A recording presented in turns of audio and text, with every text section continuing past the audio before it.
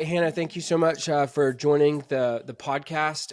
We met, I guess, just a week or two ago, and I Yeah. was fascinated by our initial call because we talk to a lot of partners. We have a lot of partners in kind of the space that we work in with private practices and clinics and helping them win. And yet you're really the first one I've met in the space that at least what I understood is kind of primarily focused on leadership development and Yeah. coaching, and that really intrigues me because I'm kind of the belief that every opportunity and every problem within any business, regardless of whether it's a medical practice or otherwise, all starts and ends with leadership. Mm-hmm. And you win to the degree that you've got great leaders across the board. And so I'm Yeah. super excited to talk to you about that today. So maybe to get started, just introduce yourself, introduce your work, talk a bit Yeah. about who you work with, and maybe a little bit of context around what that work looks like. And then Yep. I'll have a whole series of questions for you, related to leadership. Perfect. Thanks, Kate. Well, I'm excited to have this conversation because I think, well, now that I learned that you're an ultra marathon runner, even that, I was thinking about how I feel like our work is, there's such a beautiful intersection between what we're doing, and it's oddly reminiscent of almost being on a track team where I think about we're Yeah. running a relay race together where y'all Yeah. are kind of like the first couple legs of the race, and then the work that we're doing at 728 Group is the second leg of that race. So you guys are so strong and so skillful at that top of funnel, patient generation, making sure that patients are connected with really exceptional practices. And then once they're connected with that, that's kind of like the passing of the baton that happens with our Mm-hmm. work, is really taking it to that next level. So what does that look like from an internal standpoint so that you're also just leveraging the relationship that you have with your patients? And I'm constantly saying that your patients are a reflection of the team, and the team is a reflection of the leadership and the ownership that exists within your practice. So there's lots of fun intersections that I think that There really coincide is. with the work that we're doing. Um, Yeah. so I am Hannah, and I am a partner and a performance coach with 728 Group. And so our work is really heavily involved in helping practice owners who are just trapped in the daily grind, who feel like things just, they're worried about things constantly falling apart when they're not involved.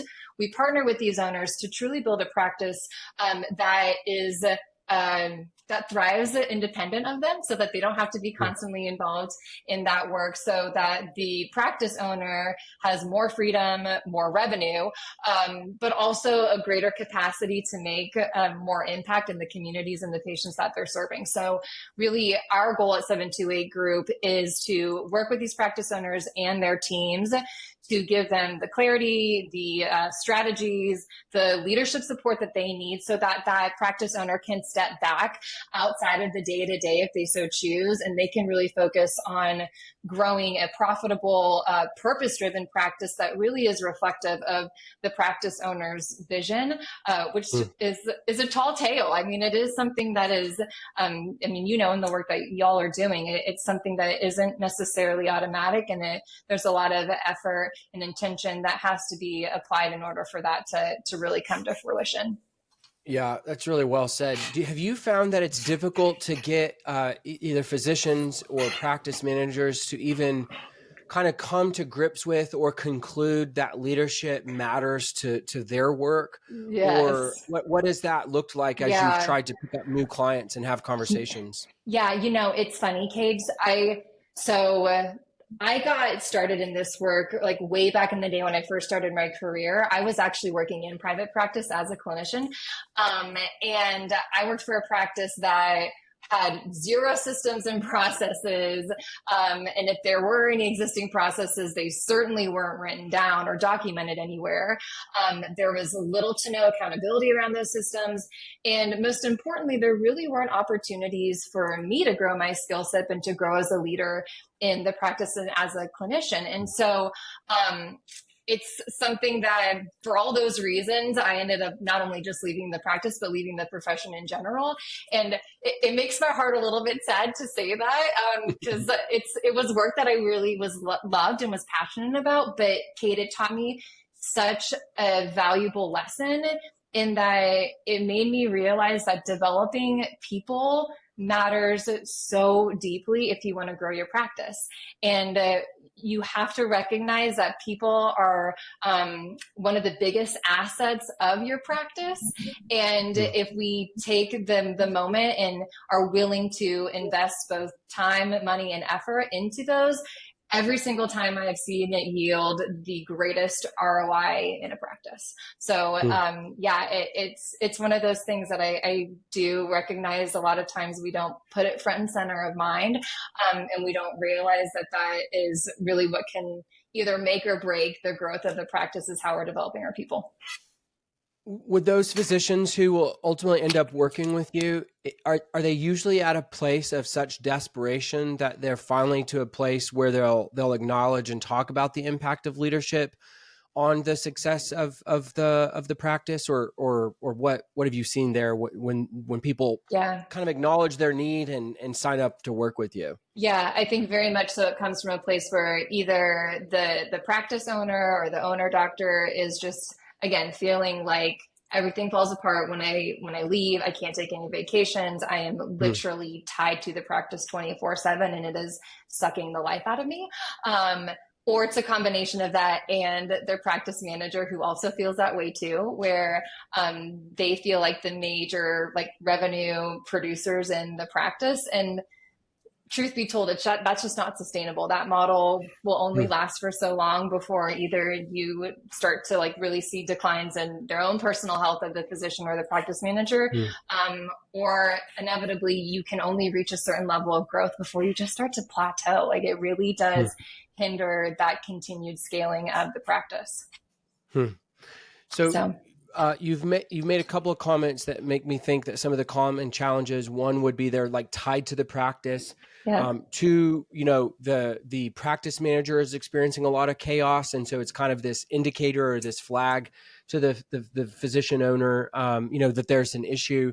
Are there other kind of common challenges you've observed with your clients, when you kind of dig into their life and their leadership and what the clinic looks like internally as you're getting to know them? Are there other kind of common challenges that you see? Yeah, most definitely. So I think one of the biggest things that I see across the board, regardless of what specialty that we're working with, is that we have a tendency to grossly underestimate the amount of training that is required to truly grow an exceptional team. And I think it's a combination of doing work internally. I think if you have the funds to be able to invest in bringing an outside point of view and an outside industry expert to help you, even better. But I really like to ground any kind of leadership teams that we work with, or if maybe it's a practice manager who we're just kind of engaging in a conversation or relationship with, a really great way to assess how you're doing with training and are you doing an adequate amount of training is through these the 3 F's that I use. So it is format, frequency, and focus. So what type of format are you doing your training in? There should be variance in the format that you're doing your training in. Sometimes it should be in person. Sometimes it might be a quick lunch and learn, or it's I'm giving you a resource to go and digest, and then let's talk about it. Sometimes it can be through some kind of virtual training that you're engaging in. There also needs to be some kind of focus. So who specifically is this training geared towards, or maybe a specific part or component or system and process of the practice? So some training is going to be focused primarily on your admin front desk team. Sometimes it's going to be just on the clinical side of things. And then sometimes it should be universal for the entire practice. And then lastly, it comes with that frequency component. So how often are we doing this?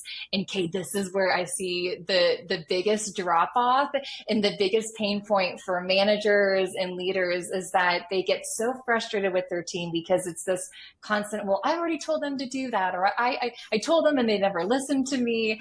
And we have a tendency as leaders to think, oh, well, I said it 1 or 2 times, so they surely understand what I mean by that, or they have the tools and the resources and the skill set to just jump right in and implement that thing. And that is again, just a gross understatement of what really is required to be a good leader and really get your team on board to Mm. drive a result and to actually engage in whatever skill or system or thing that you're trying to do in the practice. So yeah, Mm. focus, format, frequency is like the holy trinity of when it comes Mm. to training and assessing how am I doing.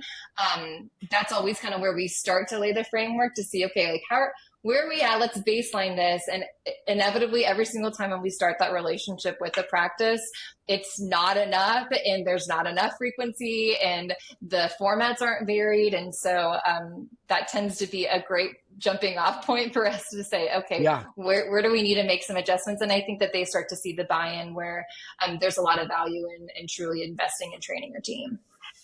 Yeah, that's awesome. Man, I am guilty of the frequency part, right? First Yeah. of all, half the time I say something in my head and it actually never comes out of my mouth, but in my head I've said it 10 times and I have, Me but just to too. myself. And then, Me then I'll too. share something with our team like one time, but to me it feels like the 15th time. And so, yeah, Exactly. Exactly. that frequency one hits a nerve with me for sure. Yeah, What I kind hear of you. outcomes have you seen for practices well, I guess another question, and then I'm going to ask about outcomes. So you're Yeah. talking really about a lot of training right now. Are there other components that you're working on from a leadership perspective with either the physician or the executive team or the practice manager that then flows down to the staff in Yes. terms of, training? Or is it by and large, the training component you're talking about? No, 100%. So and again, it goes back to that whole patients are a reflection of your team is a reflection of the leadership. So it starts with the leadership, just equipping them with some tools in their tool belt to be able to even just take that framework and say, okay, how many trainings do we have scheduled for the next year? Like actually time is blocked. How many of those days are a full day where Mm. it's like undivided attention when we're doing that? Where in the schedule have you mapped out a place for you to go back and be reflective of like, how's this training going? How am I observing them? Like in action, all of those things. So Mm. yeah, the development really comes from getting the leaders to understand that that is foundational. And once they start to establish those things and really put them into practice, all of a sudden what happens is that rather than these leaders just feeling like they're overwhelmed with workloads or feeling like they have very dependent team members, that the goal is to equip these leaders so that their team members become way more self-managing, Mm. and that we learn some delegation skills, we learn some coaching skills, so that there's that trickle down kind of domino effect where we're starting with the leadership team, giving them the tools that they need so that then they can go and Okay. start to practice and use them with their team members. Yeah, that's awesome. I would admire any physician or practice manager that was willing to kind of take leadership development head on because of Yeah. how many hats they're all wearing. Yep. Their schedules are chaotic. Mm-hmm. They're constantly putting out fires. Now, the flip side of Yeah. that is they're constantly putting out fires and things are chaotic because of a leadership function, right? Like Correct. they Correct. are oftentimes the one creating that. You got So it, it Cade. takes You a got great it. deal of humility, I think, to say, you know what, we have a problem here, and oh, Yep. by the way, I'm the problem, and I Yes. want to fix me so we can fix this. And so it's got to Yes. be quite rewarding work to be able to work with someone or a group of people who are like, okay, enough's enough. Let's dive into this. Yeah, yeah. And to your point, leadership is such a journey, right? So it doesn't really ever stop. Once we get good at one thing, then it's okay. It's almost like how we're spinning a bunch of plates and we have to make sure that one isn't falling to the floor and breaking. Right. And then it's like adding another plate, right? So as you get good in your leadership and as things start to become a little bit more authentic and organic, then it's about the scaling. Then it's like, okay, well, then how do you Mm. develop another tier of leadership, or how do you take on things that are really focused on the vision and the growth of the practice. But yeah, it very much becomes introspective work that is ongoing. So what we found to be the most successful is that when it comes to leadership, it's not like a one-time hit or a one-time injection of a training and then there you go, you're a great leader, we solved all your problems. So what we found to be most effective is when practices are truly willing to partner on a long-term basis. So Mm. I mean, annual at the very minimum, but I think anywhere between a 2 to 3 year relationship is really where we start to see some magic happen. And so our work is going in on a quarterly basis and really helping the leadership team get super aligned with the practice owner's vision, right? So, and oddly enough, that is something that we see. There's a lot of disconnect where the leaders aren't necessarily brought on with what is that vision, or even worse, they are completely like out of the dark, not in touch with the numbers. So it's giving and empowering them with just some basic like business knowledge and helping them see that it really is pretty formulaic. And once they start to feel like they've got some basic skills around that, then it's helping them partner with the practice owner to carry on that vision. And then each quarter we're coming in and we're saying, okay, what's going well? Where do we need to realign things? Where is our strategy off? And then giving them some tools to be able to go and do that. And then they go do it with their team, and then we come back and we reassess. So it's hugely rewarding work if both parties are willing to come in it and are open to the coaching that has to kind of occur between the two parties. Yeah. So. That's so good. What are some of the outcomes you've seen as you've worked with some of your clients? Like what over time, what outcomes have you seen as a direct result of them taking their leadership and all these things you're sharing seriously? Yeah. I think delegation is huge. And that's typically it starts delegating things off of the owner doctor's plate. So that's usually where it starts to happen. And then when you really start to see some traction is when the leaders start to learn how to then trickle down that same skill set to their team, where they are coaching their team, they're empowering their team, rather than them doing the ones who are doing all the training. It's recognizing, hey, who's my rock star that's really great at patient follow-up? I'm going to invite her to teach something to our team, and I'm going to, give her a success criteria for what that looks like when we're doing it really well, and then I'm going to go empower her to do that. So it always kind of starts with the doctor, and then our goal is to always get the leadership team doing that and seeing, hey, who are my rock stars who have a lot of leadership ability and capability in them, but it's almost like a diamond in the rough where it needs a little bit of pressure applied to see it kind of rise to the surface and to see those team members shine. So that's where I think are the biggest, when people are starting to delegate things off the doctor's plate and then the leaders start to delegate that, then all of a sudden you're able to move just that much more quickly, and practice growth becomes exponential because you've got leaders who are really focused on that vision, who have the time to then help grow the practice in really meaningful ways. Yeah, makes a lot of sense. I think that the kind of the industry is going to continue to get extremely, extremely competitive.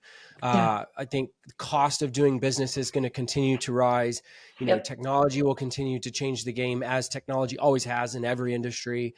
And so things are going to continue to be extremely competitive and challenging to be profitable. And it seems like, and I'd love your input on this, it seems like this would be another kind of secret weapon for a clinic that took this serious, that took leadership development serious, that took training serious, that took delegation serious. And basically, I guess to put it simply, was able to do more with less, less people, less complexity, less chaos, right? It seems like this would be a major, competitive advantage. I tend to think most people think competitive advantage would be, technology. And in some cases it is, but I think this is an undervalued kind of secret weapon to competitiveness, and maybe even more importantly than competitiveness, profitability. So do you have any thoughts on this? Have you thought about this? What would you say to that? I mean, you hit the nail on the head. And I know you've had other podcasts too. I mean, you look at Chick-fil-A, right? They are like the masters, I think, at this model. And I know y'all have talked about this too on some of the other podcasts, where the least amount of items on their menu, the amount of training and development that they do, not only for their operators, but for the actual teenagers, by the teenagers that work at there, who are insanely professional, who everything when is my pleasure, it is like the utmost like Yeah. model of gold star standard of customer service.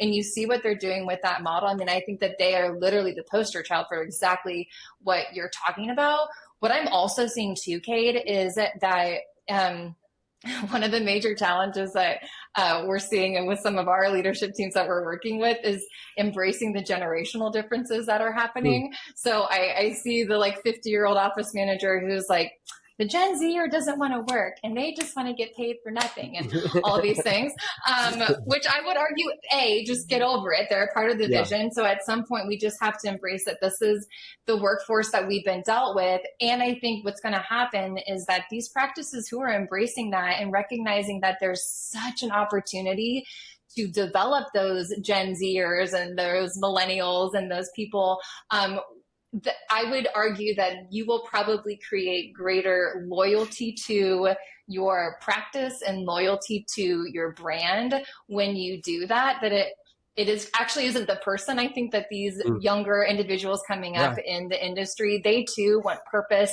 and they want to have stability in their professional life. And one of the best ways that you can do that is develop them, give them opportunities to see some kind of career succession, show them that they can, this isn't just a job, it really could be a long time career. I think we're going to see a backlash of coming. And I think that the people who are willing to do that and willing to do some of that maybe old school traditional investment, I think that they're going to be the ones who have the secret sauce and who end up having that competitive advantage that you're talking about.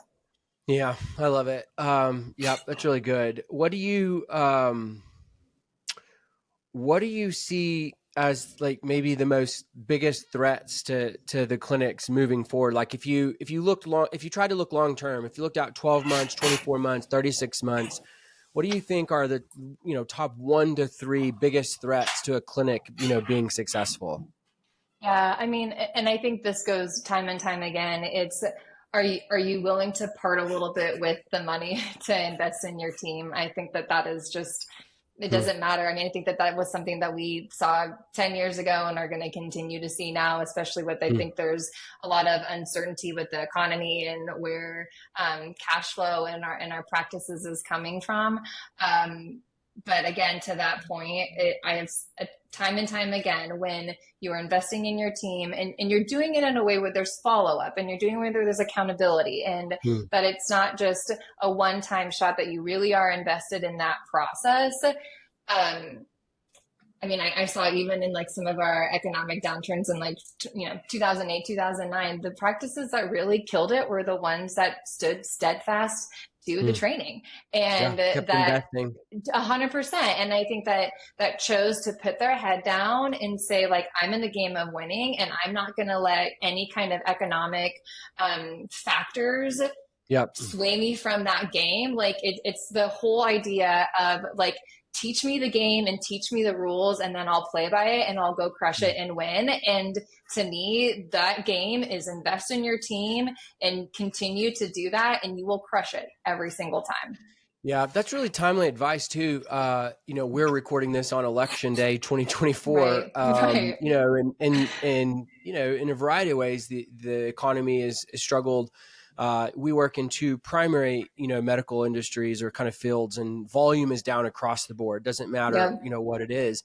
And so in a tough environment, economically and volume is down, it is the ones that decide to continue to invest and kind of charge forward and stay committed to the mission who Yep. usually advance, who usually make progress, not the ones that are retreating. So I loved what you Yeah. said there. And I think that's spot on. Well, this has been really fruitful, really good. I've really enjoyed it. If someone wanted to connect with you, if someone wanted to reach out, what's the best way our audience could connect with you online and reach out to you if Yeah. this is something that would help For them? sure. You can always check out our website, so 728group.com. And we are always happy to do any kind of team performance assessments for your audience, Cade. So that's something that we are more than happy to partner with you. That's typically something that our clients pay a significant investment to do that. But for y'all, we would be happy to sit down, have y'all take an assessment and kind of talk through what are some areas of opportunity with your team development, team training, so that you can make those investments wisely and strategically. So yeah, we would be happy to set that up for you, and we can get some landing pages out to Yeah, the that's audience for awesome. that. Yeah, that would be great. And what we can do is we can add that link to our show notes of the show, Perfect. as well as make sure to include that link when we send out an email promoting this episode. So that's something our team can do. So if you're listening to Love this, it. you can either go to the show notes or you can go to the email that we promote the podcast on. Click on that link and reach out to Hannah. So Hannah, really great to meet you. Great to spend this Yeah, time with you. likewise. I love what you're doing in terms of helping practice think more critically and deeply about leadership and the implications of leadership on the success of their practice. And wish you nothing, but the best moving forward. Yeah, thanks, Kate. So much fun. Yeah, bye, Hannah. Bye.